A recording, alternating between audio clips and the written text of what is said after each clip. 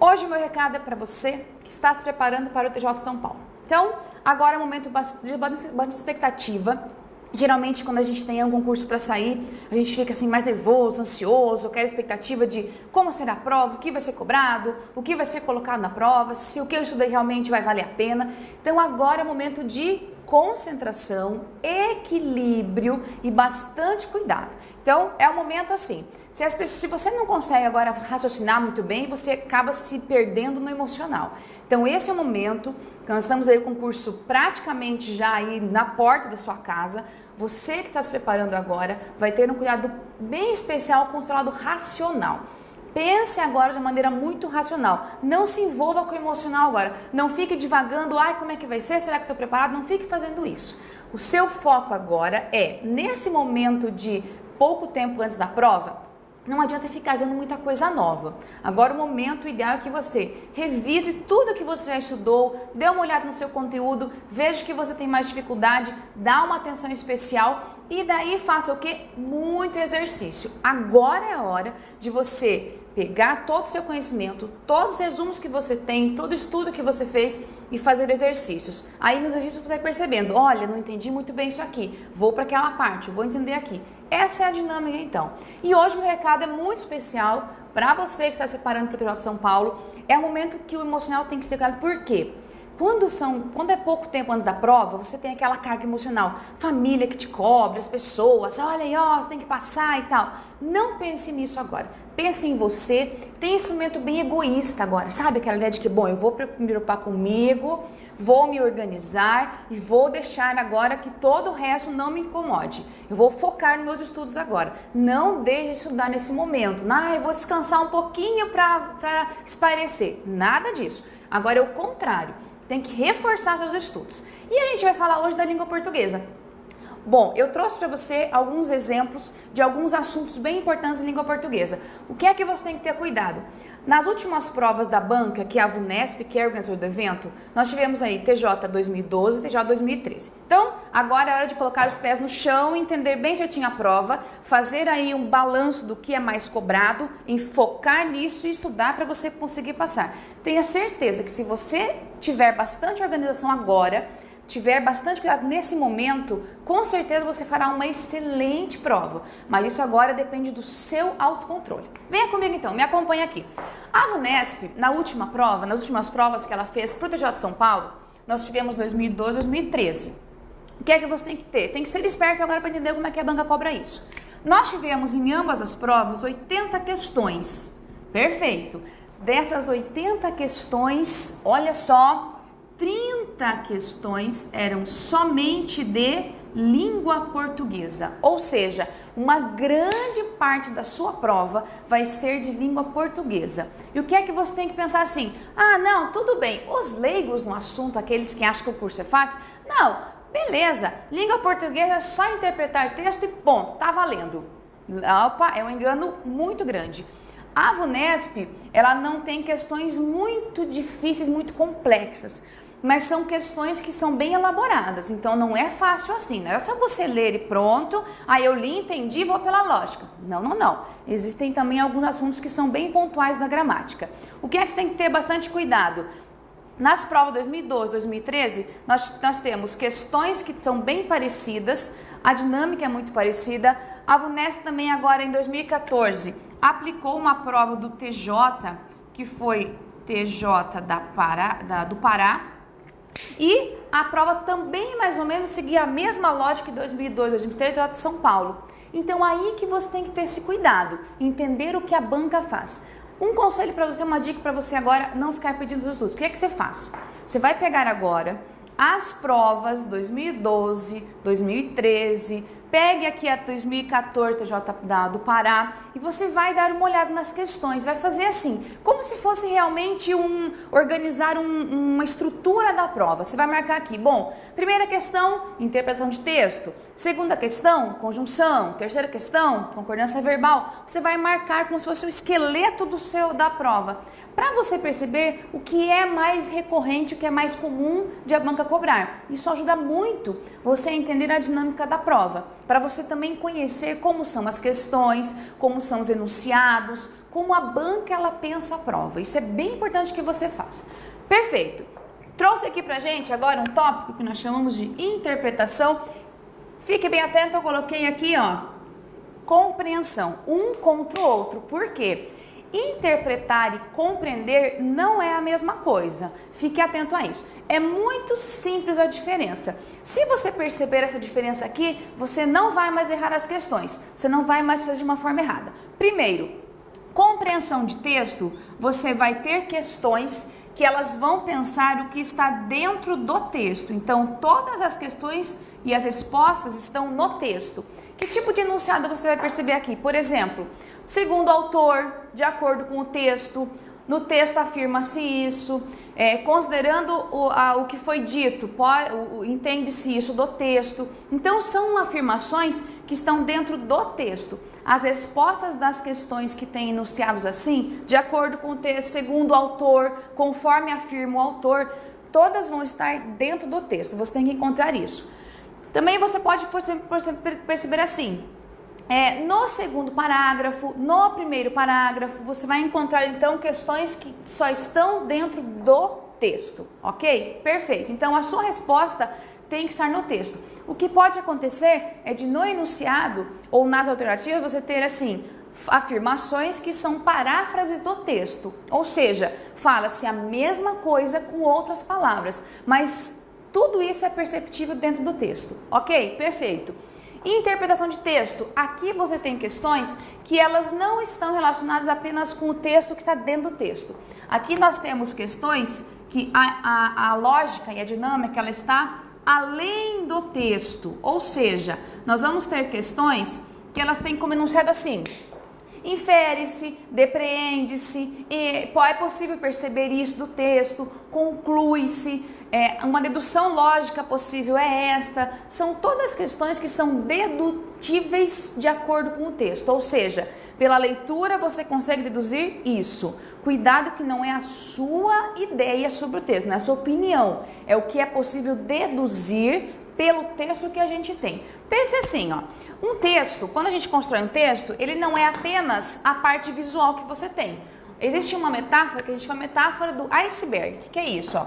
Imagine que aqui é o mar e aqui você tem o iceberg, tá? Eu sou uma excelente desenhista, mas tente imaginar isso. Nós temos aqui o iceberg. Iceberg é uma parte de gelo. Se você for perceber, por exemplo, algumas imagens de iceberg, você vai perceber que a superfície dele visível é muito pequenininha comparando-se com o restante dele. Ele é muito grande, ele é enorme, a parte que fica submersa. E o texto é mais ou menos isso. Então, as questões que nós temos de compreensão, elas vão focar aqui, ó, apenas no que é visível no texto, o que está ali, ó, amarrado, marcado, bem determinado. As questões de interpretação vão estar aqui, ó, no que não está visível, no que está implícito, no que está nas entrelinhas que a gente fala. Então, você tem que pensar nessas duas maneiras. Questão de compreensão, tudo no texto. Questão de interpretação está além do que você vê. É possível perceber que o texto foi construído com algumas lógicas. Perfeito? Ok. Além de tudo, com o texto, vou apagar aqui meu desenho da metáfora, que ele está muito feio. Vou pegar aqui e tirar ele daqui. Agora, que tipo de texto a gente pode ter nesse tipo de questão de provas? Nós podemos ter textos meramente informativos. Então, a banca pode trazer algum texto que é informativo, traz dados, informações, censo, citações, somente dados que são para mostrar alguma coisa, uma notícia, alguma coisa assim.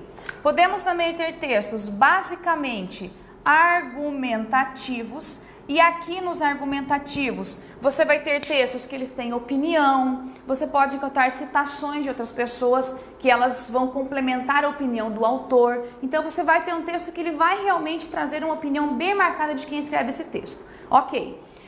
Esse texto argumentativo, cuidado, que é um texto que pode ter, por exemplo, figuras de linguagem, ironia, metáfora, comparação, e você tem que ficar esperto quanto a isso. Ok. Outro tipo de texto, nós temos aqui, a banca trabalha isso praticamente em todas as provas que ela traz, ela vai trazer charge ou vai trazer aquelas tirinhas de jornal, tá? Tirinha que a gente encontra por aí, que são geralmente...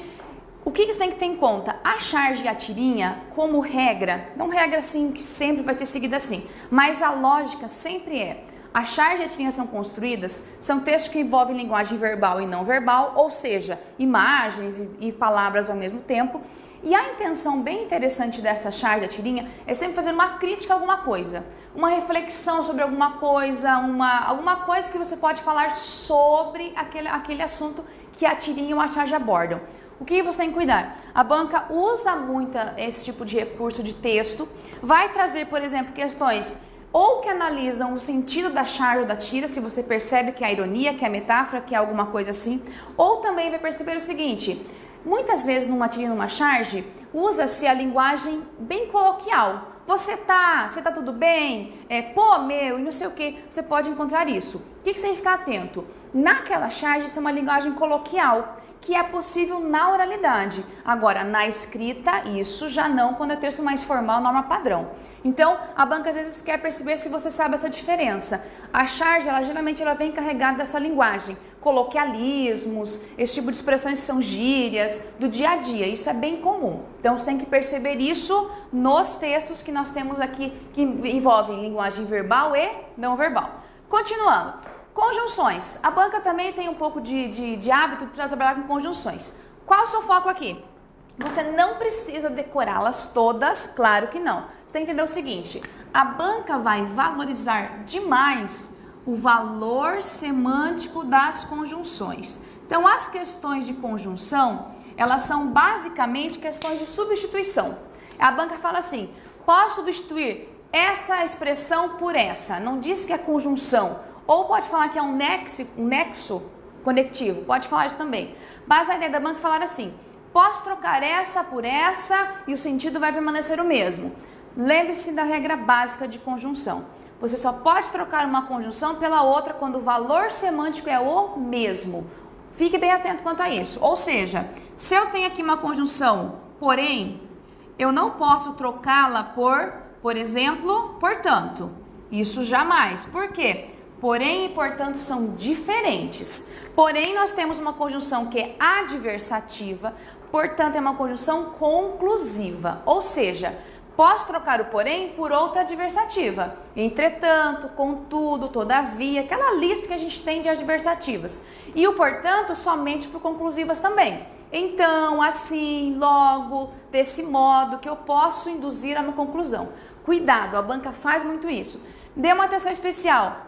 As adversativas, então você vai dar uma atenção especial para você pegar o seu resumo aí, além de passar, o olho em todas as conjunções, dê uma olhada em todas elas, você vai dar um cuidado especial com as adversativas, com as explicativas, com as conclusivas, que são bem importantes que você trabalhe, e claro, com as aditivas. Então você vai dar uma atenção especial a essas conjunções aqui, que são todas conjunções que geralmente a banca fala: posso trocar isso por isso, não sei o que. Cuidado, isso não pode. E das conjunções que são subordinativas, você vai ter aqui as concessivas, tá? As concessivas também são bem recorrentes nas provas. Então fique atento, dê uma olhada com calma, faça um resumo das conjunções, que elas aparecem bastante em provas. Perfeito. Agora a gente vai falar da crase. A crase também é bem cobrada nesse tipo de texto, de prova. Geralmente as questões de crase se baseiam na seguinte lógica: você tem lá algumas lacunas e a banca te dá alternativas para que você escolha qual das alternativas completa melhor as lacunas do texto. Dê atenção especial aos casos que são proibitivos, ok? Bastante atenção a esses casos aqui. Geralmente a banca coloca o quê? Um acento grave antes de um verbo, que isso nunca é possível. Então tenha bastante cuidado assim. Um acento grave, por exemplo, se eu tiver a palavra a no singular e a expressão no plural, isso também não pode. Então dê bastante atenção a esses casos que são proibitivos, para você conseguir completar as lacunas de maneira correta, ok? Claro, não deixe de passar o olho também nas que são obrigatórias e nas regras que são facultativas, mas dê atenção especial a essas proibitivas aqui. Continuando, concordância verbal. A gente vai ter aqui questões que envolvem concordância verbal. Por exemplo, nós vamos ter questões em que você tem o verbo e você tem que perceber se ele vai no singular ou no plural. Perfeito. Regra de concordância verbal sempre é a lógica. Lembre-se assim dessa maneira. Sempre o verbo concorda com o sujeito. Então, o que é que você tem que fazer? Quando você estiver fazendo uma prova e que você tenha questões de concordância verbal, o que é que você tem que encontrar? A primeira coisa que você tem que fazer, lógico, encontrar o verbo e a partir disso encontrar o sujeito. Quem é o sujeito desse verbo? Se o sujeito estiver no plural, verbo vai no plural. Sujeito no singular, verbo no singular. Atenção para aquelas questões, aquelas orações em que a oração sem sujeito, por exemplo, o verbo haver, quando deixa de existir, não tem sujeito, então não vai existir o verbo no plural. Cuidado também com as questões que envolvem voz passiva, quando a gente tem a palavra ser, que é a partícula passivadora. Lembre-se, quando eu tenho voz passiva, isso só acontece quando eu tenho um verbo transitivo direto ou bitransitivo. Por quê? É o meu objeto direto do verbo na voz ativa, torna-se o sujeito na voz passiva. Sujeito no singular depois da voz passiva, verbo no singular. Sujeito no plural depois da voz passiva, verbo no plural. Sempre cuidado muito com isso. Se você tiver, por exemplo, um verbo com a voz que esteja com a palavra ser, mas seja verbo transitivo indireto, verbo de ligação, verbo intransitivo, lembre-se, sempre no singular, porque eu tenho um índice de indeterminação do sujeito. Antes que eu me esqueça, o verbo ter, quando a concordância verbal, ele tem um acento diferencial. O verbo ter, verbo vir, então cuidado. Quando o verbo está no singular, nós escrevemos ele tem sem acento. Quando ele está no sujeito no plural, eu coloco eles têm com acento. A mesma situação ocorre com o verbo vir. Ele vem, eles vêm. Fique bem atento a isso. Você tem aqui, ó, singular, plural. A diferença é somente o acento. Às vezes isso fica tão rápido, você passa muito olho muito rápido na prova, nem percebe que tinha acento. Fique atento para isso. Perfeito. Continuando agora aí com os verbos. Geralmente a banca ela faz assim, ela cobra de você a ideia entre tempo e modo verbal. Por exemplo, qual o sentido que aquele verbo emprega numa oração? Vou dar um exemplo. Você fala assim, deveria ser feito isso para melhorar a educação. Ok, esse deveria aqui tem o sentido de algo que ainda não aconteceu. É uma possibilidade, uma sugestão. Então, ele tem muito a ideia de condição. Deveria ser feito isso para que a educação estivesse melhor. Então, você tem geralmente uma ideia de condição. Esse aqui nós chamamos de futuro do pretérito do indicativo. Mesmo sendo do indicativo, esse é um tempo verbal que ele tem essa ideia de condição. Então fique atento a isso. Às vezes a banca ela faz muitas questões assim, de perceber se você consegue entender qual o sentido daquele verbo naquela frase. Se ele indica certeza, indica dúvida. Lembre-se que verbo no subjuntivo ele sempre te dá uma possibilidade, não é uma certeza perfeitamente, pode ser uma possibilidade de acontecer, uma condição para que outra coisa aconteça. Então, essa é a base que a gente tem dos verbos. Além da concordância verbal, a ideia de entender os verbos enquanto tempo e modo. Continuando aqui, regência verbal e emprego de pronomes. Por que eu coloquei os dois juntos? Geralmente as provas fazem o seguinte, dessa banca. Ele vai colocar para você um pronome relativo e ele quer que você perceba se com esse pronome relativo eu tenho que usar ou não uma preposição. Por exemplo, vou escrever uma frase aqui para você. É bem comum a gente fazer isso na prática e cuidar que na escrita é diferente. Então, se eu falo assim, ó, a fruta que eu mais gosto é maçã. Ok, olha que frase simples que você pode usar no dia a dia. Essa frase está errada pela regra de regência verbal e emprego de pronomes. Por quê? Primeiro, vamos entender a oração. Essa palavra aqui é um pronome relativo.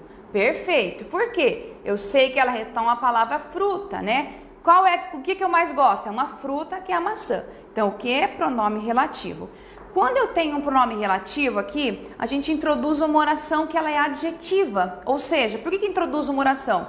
Veja aqui, depois do que eu tenho um verbo e aqui eu tenho mais um verbo. Então, a fruta é maçã. A fruta, e essa aqui é a fruta que eu mais gosto. Então, você tem duas orações no mesmo período. Esse que retoma a fruta. O que você tem que ter cuidado? Sempre que tiver um pronome relativo, isso pode ser que, cujo, os quais, qualquer um deles, tá? O que você vai cuidar? O verbo que segue esse pronome relativo aqui, ele pode ser ou não regido por preposição. Atenção, quem gosta, gosta de alguma coisa. E daí, cadê a preposição aqui, Giancarla, dessa frase? O que aconteceu com ela? Está errada? Essa preposição aqui deve vir aqui. Nossa, que estranho. Parece estranho porque a gente não faz isso, o uso dessa estrutura na oralidade, mas na escrita está correto. Então, o certo seria: a fruta de que eu mais gosto é maçã. Posso também, por exemplo, e se eu trocar aqui esse que por a qual, posso trocar? Posso, sem problema nenhum. Posso usar aqui a qual. Veja que eu retomo a palavra fruta. Só que esse de eu também não posso perdê-lo de vista. De mais a qual fica da qual. Ah, sim, legal. Assim parece fica mais certo. A fruta da qual eu gosto é maçã. Então, a banca vai fazer muito isso. Colocar preposições onde não existem, lugar onde não existe, ou então não colocar a preposição. É isso que tem que cuidar. O verbo que vem depois do que, se ele precisa de preposição, ela vai antes do relativo. Vamos imaginar que eu coloquei aqui nessa oração o verbo comprar. A fruta que eu comprei. Então, quem compra, compra algo. Então, eu não preciso colocar de que comprei, não preciso. A frase vai ficar dessa maneira aqui. Ou eu também posso colocar, se for o caso, a qual, a fruta a qual comprei. Tanto assim quanto assim, sem regência de preposição. Esse é um cuidado que você tem que ter quando a questão envolve regência verbal e emprego de pronomes. Essa é a atenção que você tem que ter. Além disso, no emprego de pronomes, você pode ter, por exemplo, questões que se referem aos pronomes complementos, objeto direto e objeto indireto. Atenção, regra bem simples. Objeto direto, os pronomes que fazem referência é os, os, ou então a, as. Do objeto indireto, lhe. Então você vai perceber, se aquela expressão em relação ao verbo cumpre a função de objeto direto, você pode trocar a expressão por o, os, a, as, dependendo. Se for uma expressão no masculino e no singular, por o, e assim por diante. E aqui o lhe da mesma forma. Eu também posso ter lhe ou lhes. Se for objeto indireto, eu troco por lhe ou lhes. Fique atento. Quando você faz essa troca, também tem que ter um cuidado. Por exemplo, se antes do verbo tem o regra de próclise, então assim que eu faço a troca de pronomes, o pronome tem que ir antes do verbo e não ficar depois. Tenham cuidado assim. Vamos pegar um exemplo. Se eu falar assim, ó, não comprei o sapato. Então, beleza. Não comprei o quê? O sapato, objeto direto. Posso trocar por o. Agora, se eu somente fizer essa troca, não comprei o, vai ficar errado. Por quê? Aqui eu tenho um não, que é um caso obrigatório de uso de próclise. Então, esse o fica errado. Como é que fica o certo? Não o comprei. Então, a banca vai exigir de você dois conhecimentos ao mesmo tempo. Trocar pelo pronome adequado e cuidar com a colocação pronominal, ok? Então, fique atento com esse tipo de estrutura de prova, perfeito? Agora, para terminar então aqui as minhas dicas, o que eu posso falar para você? Tenha bastante cuidado na hora de fazer as questões, leia com muita atenção o enunciado. Muitos alunos erram a questão por não ler o enunciado de forma correta, ou leem tão rápido e não entendem o que é para fazer. Não vá no automático. O enunciado da questão é metade da questão que você pode acertar ou errar. Cuidado muito com isso. Quando você fizer o texto, pegou a sua prova em mãos. Beleza, estou com a minha prova em mãos. O que eu faço? Você vai dar uma passada de olho bem rápida nos enunciados que estão relacionados àquele texto. Por quê? Para você entender, por exemplo, se você vai ter mais questões de gramática, mais questões de interpretação, se a gente vai falar assim, no segundo parágrafo, então você vai ter que dar uma atenção para o segundo parágrafo. Fique atento a isso, leia com bastante atenção o enunciado, com bastante calma. Treine a leitura de textos, não vai ficar meia hora lendo um texto. O texto você tem que ler aí de uma forma dinâmica, também não vai ler em 30 segundos. Você tem que encontrar um equilíbrio para isso, numa leitura você entender o sentido do texto, o objetivo dele e também entender o que vai ser cobrado em relação à gramática. Tenho certeza que se você fizer isso, seguir as orientações, fazer um estudo bem cuidadoso agora nesse momento de preparação aí, já muito perto da prova, você vai conseguir sua aprovação com certeza. Torço por você e eu quero que você tenha bastante cuidado e lembre-se, bastante dedicação e bastante paciência. Uma boa sorte na sua prova. Até mais!